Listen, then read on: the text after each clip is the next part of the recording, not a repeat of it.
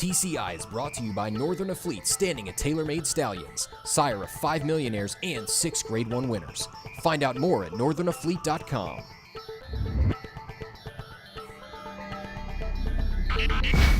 Welcome back to TCI, your inside track to the Triple Crown. I'm John Siegel alongside Joel Cunningham. Joel, before we move forward and talk about this last weekend's races, let's hit the rewind button for a minute and take a look at last week's top 10. We had 3 horses set to run, including Creative Cause, Take Charge Indy, and Battle Hardened. But one of the biggest surprises for me on the weekend, the scratch of Take Charge Indy. Very disappointing. Before we even get to the races, trainer Pat Burns scratches Take Charge Indy Friday from the Tampa Bay Derby. And John, this was a huge defection because beyond any other 3-year-old this weekend that I wanted to see run, Take Charge Indy was probably number 1 on that list, because he had that 2-year-old form. I really liked his comeback, and he has that pedigree for the classics. But it's been a while since he's been to the winner's circle, and I really thought he had that opportunity this weekend against that Tampa Bay Derby field. Now, they cited the 10-post and that quirky Tampa track as reasons for passing, and they're instead going to point him for the Florida Derby. I don't quite get that. You knew Tampa's track was a little quirky, and the 10-hole I didn't find as a big detractor. I just think the horse has plenty of tactical speed, and you look at the way that race was going to unfold and did unfold, and I thought he was well placed in there with that outside speed of his.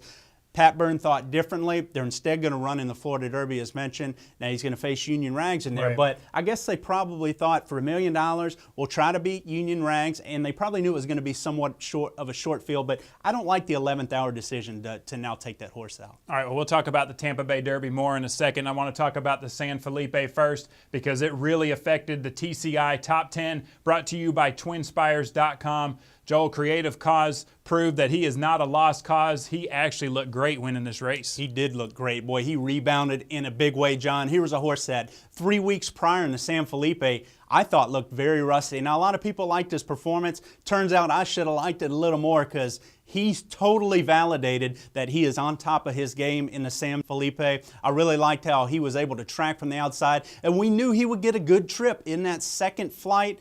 And he got clear run on the outside, John, and he just took off in the stretch.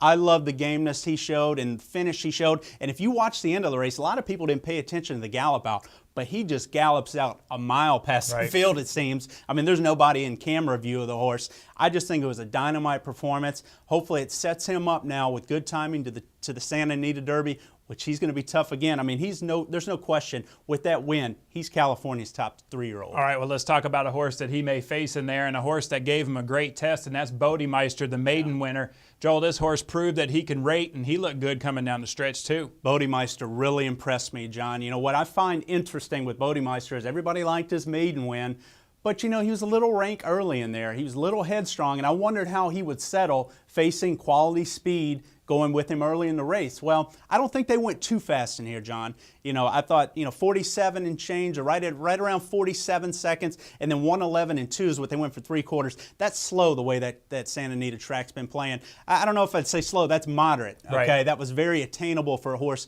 of his quality. And he was able to track in a perfect stalking position right off the flank of American Act. Bodemeister, what I liked is he didn't try to run off. He settled, engaged American Act on his own in the turn, and then went on. Now, he got a little tired in there, and I find it interesting that Bob Baffert, after the race, made a lot of references to the fact that Bodemeister may not have been pointed for that race, may have been a little short. You know, Ed referenced it last week that Bob might not have trained this horse for this race. He kind of became the backup plan once Fed Biz went down. So on that alone, I think he's going to move forward, and his upside is tremendous now going forward. Well, I noticed Fed Biz comes off the top 5 and Bodemeister roars onto it in the 5 spot. That's a big move. It is a big move, John, but I was that impressed with his performance. Right now, I think the San Felipe is the best prep race we've seen to date without question. You had 2 legitimately fast horses in there. I thought it was a fairly run race that really didn't set up for anybody. I thought Bodemeister got a good trip. Creative Cause also got a good trip, and he obviously had the experience edge over Bodemeister. So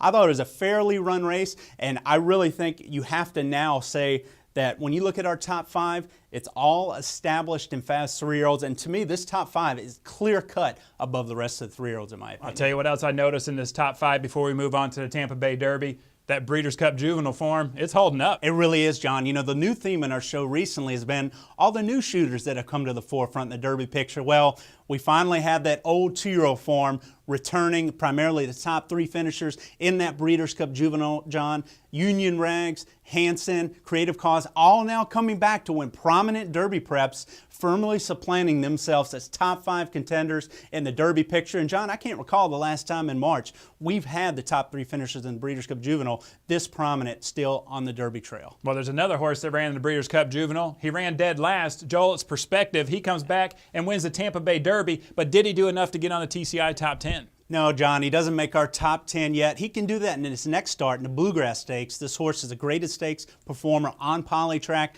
I'm sure that's where they're going to go with him. And if he beats that field or runs well, then maybe he can make it onto the top 10 at that point. But right now, Perspective still needs to do a little more. I like the improvement he is showing from 2 to 3. He clearly likes that track. I think that was a real feather in his cap and having success in that race. And he showed improvement with blinkers. I really liked the fact that, he had been sort of devoid speed in his last couple races. He was able to show more tactical speed and focus early, and I think that was very key in him being prominent, turning for home, and then he finished up nicely. But I just don't know what he beat in here, John. You look at the runner-up Golden Ticket, just broke his maiden, but it took him 6 times to do it. I just think once Take Charge Indy came out of the race, it may not have been a very quality race, especially with Battle Hardened disappointing. Well, you mentioned Battle Hardened disappoints. He comes off the TCI top 10, but I noticed there's a newcomer on there. He ran in the Palm Beach Stakes, didn't win it, but did enough to get on the list. Yeah, and that's Dullahan, John. Dullahan was, I thought, very impressive in his comeback in the Palm Beach Stakes. You're probably wondering, why are we talking about a turf race? Well, this race is going to have major implications on the Kentucky Derby, in my opinion. Maybe not only for Dullahan, a horse that we know ran pretty well in the Breeders' Cup Juvenile last time out, but I like this comeback in here, and I like the winner's performance too. How great. Another Team Valor horse, bred for the grass. Remember last year, Animal Kingdom? I mean, this horse has a lot of quality. I'm not sure if he's going to like the dirt like Animal Kingdom did, but these are now your top 2 horses, I think, in the Bluegrass next month at Keeneland. Dullahan and How Great. They're going to be your favorites, and if they both run well, you'll see them both in the Kentucky Derby. All right, thank you, Joel. Thank you guys for watching. Hey, let us know what you think of our top 10, and make sure you come back on Thursday. We're going to preview the Rebel Stakes.